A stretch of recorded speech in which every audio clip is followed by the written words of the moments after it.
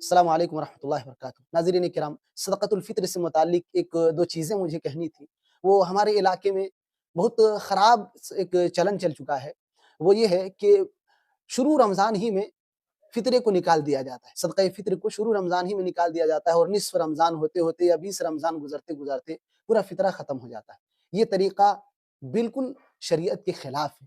فطرے کا وقت ابھی آیا ہی نہیں ہے، نہ شروع رمضان ہے، نہ بیچ رمضان ہے، نہ 20 رمضان ہے کہ 25 رمضان ہے۔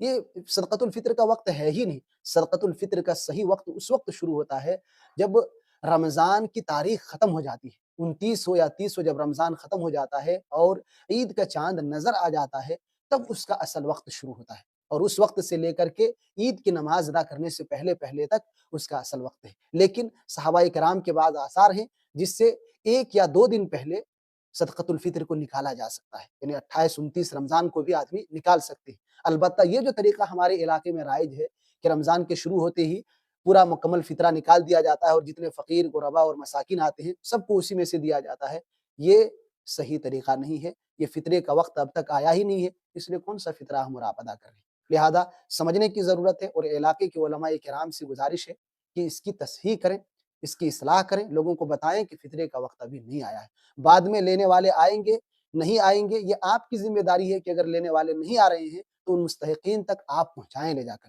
یہ آپ کی ذمہ داری، فطرہ آپ پر واجب ہوا ہے، لہذا ان کو تلاش کر کے ان کے گھروں تک، ان کے دروازوں تک پہنچانا، اگر وہ نہیں آتے ہی، یہ ہماری اور آپ کی ذمہ داری ہے۔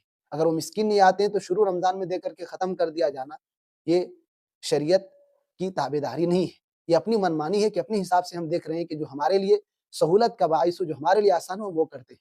ایسا نہیں ہونا چاہیے۔ شریعت نے جس چیز کو جس وقت پر متعین کیا ہے، جس انداز میں متعین کیا ہے، اس عمل کو، اس عبادت کو اسی انداز میں انجام دیں، تب جا کر کے وہ عبادت ہماری اللہ رب العالمین کی بارگاہ میں قبول ہوگی۔ لہذا اس بات کا خیال رکھیں۔